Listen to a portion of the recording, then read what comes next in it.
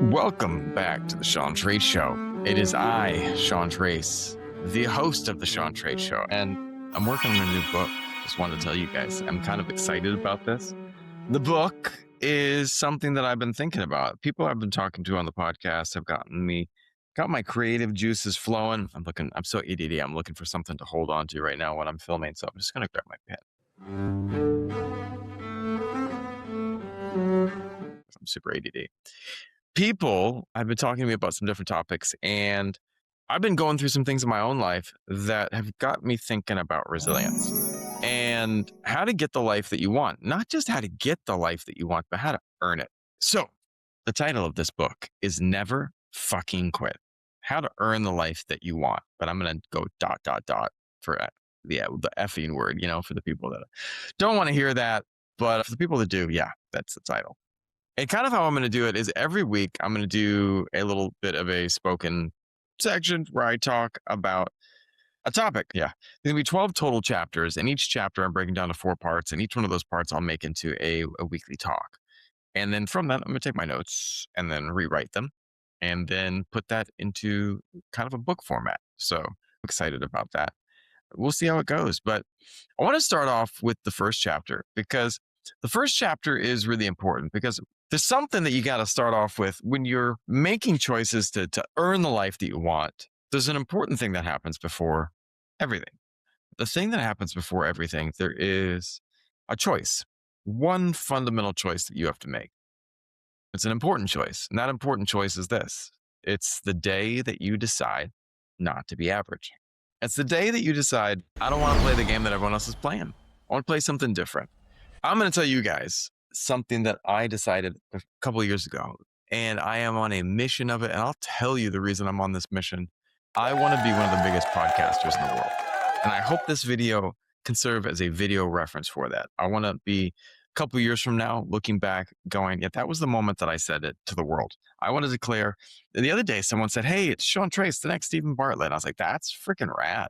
I very much like that. But I don't want to be the next Stephen Bartlett. I want to be the first Sean Trace. I want to be the first version of me that gets, I don't want to see famous, that gets the level of influence that I hope I have, because I want to help people. My goal is not just to get big and famous. My goal is to make an impact. And I want to be able to reach a larger audience, to reach more people, and to really be able to create change in this world. Oh, why? Because there was one thing that happened in my life that changed everything. And it was the day that I saw this little person right here. Editors, that's your cue to put something on the screen. Don't edit that part out. Hello. Well, first of all, I want to thank my awesome editing team that does such a great job. I'm going to pop pictures of you guys up right over here. That's my editing team. I hope you guys put a picture of yourself. And no emojis. I'm looking at you. I know what you're doing. I had to make a decision to not be average, because I knew that this little person, Ilani, my daughter, needed me to be better, to be more than average, to be the best version of myself that I could be. No, honestly, it wasn't easy.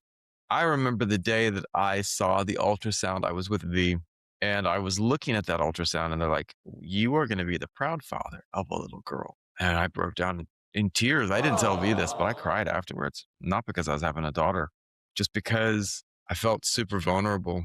I felt super overwhelmed, and I felt scared. Not that it's different with a son, but I felt that I needed to be more. I have always tried to be a good man, but if I was a good man, then there's a lot of people that are way worse than me. And that just scares me, because I wasn't perfect. And we need better people out there. I wish that I had people teaching me how to be better, but I can't change the past. I can, however, sit there and go, how can I be better in the future? And how can I teach other people to be better? Well, the starting point is the day that you decide not to be average. And that connects to our first real point. Like, when you do that, you have to look at something. And the thing that you have to look at is the cost of drifting. I want to talk about what happens when you live your life on autopilot, because so many people are stuck in that autopilot. They're just drifting through life, and one thing leads to another, and they suddenly wake up and they don't know how they got to where they're at. Like for me, Right now, I've been working so hard. My back's sore. Like I'm sitting here and my low back is killing me. I used to do yoga all the time and I felt great. I would wake up and be like, look at that. I'm so limber and I stretch. I did yoga 4 or 5 days a week for an hour and a half each time. Man, I did 20 minutes the other day. I finished up and my back spasmed like crazy. And my workers are all like, you're old. I was like, hell, screw you, you guys. You guys shut the hell up. Man, I'm not old, but I do feel it. But I'm not old. But it's that complacency. It's that cost of drifting that you don't realize is adding up. Now, I don't know what it is. Is it the commute? Is it like you're sitting there going through your days, like you got the alarm going on? You wake up, you start scrolling through your phone. You get in the car for this commute that you hate. You go to a job that you just don't enjoy. You start complaining about it. You come home, you watch Netflix, disconnect, and the next day you repeat. There's no disasters that are as happening. There's no emotional collapse, but you are slowly eroding. There is something that is eating away at your soul. Joe Rogan had this saying that so many men, but I would say this is women as well. It doesn't need to be gender based. So many people are living a life of quiet desperation. Like they're just getting by. Now, I heard this one quote that I loved, and it said, drifting is quitting in installments. Like you might feel like you're not giving up, but you are. On some level, you're giving up one piece, one step at a time. And that's not a good thing. But what does drifting actually look like? It's not laziness, it's not stupidity. Drifting is saying someday. Drifting is like waiting for the right moment. One of the most crazy things that you can do in Vietnam, besides some of the wild food that you can get, but is the waiting for the right time. Crossing the road. Now, crossing the street in Southeast Asia is hazardous at the best of times. So in Vietnam, Thailand's a little different. They've got the walkways in Bangkok. People drive fast and you got to know how to do it. And one of the things that you learn in Vietnam is that you just have to go. Obviously, you got to wait for the red light or green light, but green light comes up, the crosswalk light lights up. And I saw this one couple and they waited for 30 seconds. Just kept waiting. They kept waiting. They were waiting for the perfect moment and it just doesn't come. That someday will keep eating at you. It can also look like that drifting can look like maybe avoiding a hard conversation. Maybe you're undercharging in your business because it feels safer. Delaying the gym, the launch, asking the person to go out to dinner with you that you really want to. Staying in, I'm fine, we're doing fine, instead of pursuing growth.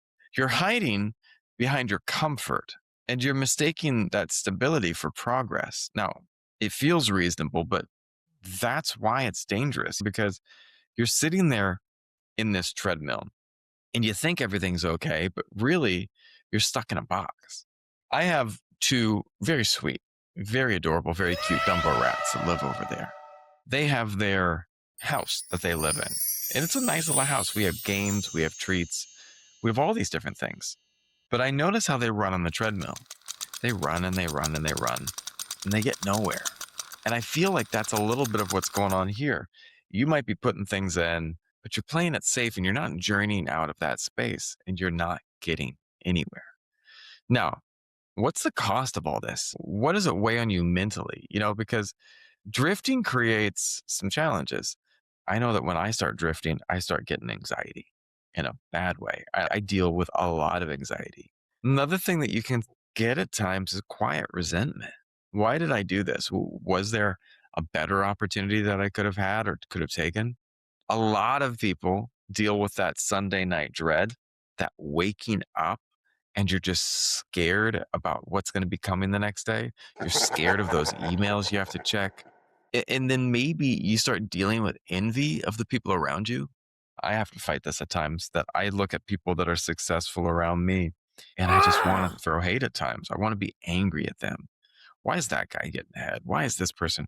And I have to stop myself because that envy is getting masked as criticism. And one of the challenges too is like you start doubting yourself. You start losing that trust in yourself. And after all this, it can lead to like emotional numbness, which is not where you want to be. I know that for myself, I started breaking promises to myself. I'm going to go to the gym. And then I didn't. I'm going to wake up early. And then I don't. I'll launch this new thing. I'll reach out to new clients next week. And next week comes and I push it back to the next week. I'll raise my rates. I'll take that chance to start my own company. And then you don't. And the sad part is that you stop believing your own words. You stop believing that you will end up doing this. And that self-trust erodes before the income comes, before the success comes, and you start drifting back. You start drifting back to where you came from. And here's some of the fucked up things that can happen when you start to drift. Drifting doesn't explode your life. It rots it from the inside out. You start losing that self-respect that I was talking about. You then resent those people who are taking the risks. And that turns into bitterness. And you start becoming that bitter person who just complains. You complain about everything around you. You complain about the new music. You complain about who sang at the Super Bowl. You complain about what's going on with this team or that team. You complain about the office. You complain about the new food. You complain about everything. Your income can sometimes flatline. You don't take the initiative to be better at work, to start your own company, and you don't make anything progressive in your career happen. And sometimes people see that just being okay with where things are at, you get sidelined, you get pushed out. Your skill sets can stagnate. Your network is shrink because no one wants to be around that type of negativity. Your risk tolerance collapses because you start getting fearful. And then when you get to this place, people start noticing all this and you become easy to replace. You become that person that people just don't necessarily want or need to have around. And then when you start dealing with all those challenges, that's going to spill over to your marriage and your relationships. You're going to start snapping at home faster at the people you care about. And that snapping at people is going to lead to your kids starting to internalize all that. They're going to feel ashamed. I remember the movie with, what was it? Nobody. Nobody was such a great movie. And it showed this guy that used to be like this hitman, an assassin. And now he's just this deadbeat that just sits at home and does nothing. And when someone tries to rob the house, his son looks at him and says, "You did nothing." And your kids can start to internalize that mediocrity. And then we start the scrolling and you start normalizing distraction and avoidance. You build a life that secretly you don't even respect, and you justify all your fear as being realistic. Hey, why don't you start a business? You know what? Businesses fail. Why don't you try to get a promotion? Because I'm not good enough. That's bullshit. And that's bullshit masquerading as being a realist, where the reality is you're scared. You're scared to take a chance. You're scared to try to do something different. And you quit without admitting that you're quitting. None of this happens quickly. And it's not a catastrophic change, but you just slowly start choosing smaller and smaller versions of yourself. And that's not good. It's not a good place to be. And it's not something that anyone wants. And it's dangerous because as you start doing this, there's a real financial cost for people too. That compounding works both ways. You drift for 10 years in income plateaus, that inflation, that eating at everything's going to eat into your margins. Opportunities are going to pass you by. You stop taking calculated risk. You stop thinking about what might help you get ahead. You protect instead of build, and inaction compounds. That I don't need to go to the gym today. I don't need to eat healthier turns into heart disease and diabetes. And then you got problems. Now, there's also things like looking at a next generation. I'm a father and I have to think about how this applies to my kids. When I start drifting, it teaches my daughter that it's normal to be just getting by. If I'm sitting around every day and not doing anything, not working on my goals, she has no one modeling for her a reason to try to succeed, a reason to try to get ahead. They don't copy your ambitions. They copy your standards. They copy your lack of initiative. They copy your lack of passion. If you drift, they drift. If you settle, they settle. That's not good because we don't want to be raising a question of people that are drifting through life. So what can we do? You got to start off by asking yourself some questions.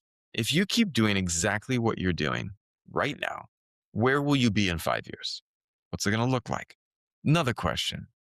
to ask yourself, would your 18-year-old self respect you if you just kept doing what you're doing? Would I want my daughter to copy the life that I'm living right now, or your son, or your future kid, whatever? Is this the ceiling that I'm at right now, or am I just coasting? We don't have to answer all these things right now. We're just starting to ask the questions. This week is not about fixing anything. This week is about looking at the challenges of drifting and asking yourself, is this all you want, or do you want something more? For me, I want more. I want more for a host of reasons. And I can answer certain questions right now. Where will I be in 5 years? I don't know. But I do know that I'm going to put the things into place to try to be where I want to be. But if I didn't do those things, I might be exactly where I was. If I didn't say yes to more opportunity, I'd probably still be teaching English, still making $1,200 a month, still scraping by, still dealing with student loans, still not respecting myself. But I chose to make a change. I chose to lean in. When I was younger, I had a dream. I was about 18. And I had a dream that an older version of myself came back in time and was telling myself, don't give up. You have to train harder. You have to try harder. And on some level, I hope that it was a future version of myself that goes back in time in the dream space and tells my younger self, keep trying. Because I think that we all want to make our younger selves proud. We all want to be the best version that we could be of ourselves. And you might be saying, but is it too late for me? And it's never too late to make a change. Start now. See what you can create. Because I just want to leave you with one thing. Drifting for me is unacceptable. Be the best version of yourself you can be. So never fucking quit. We're going to talk about how to earn the life you want. Hope you guys can stick around. I'll see you next week for part 2. Take care. Have a beautiful, beautiful week. See ya.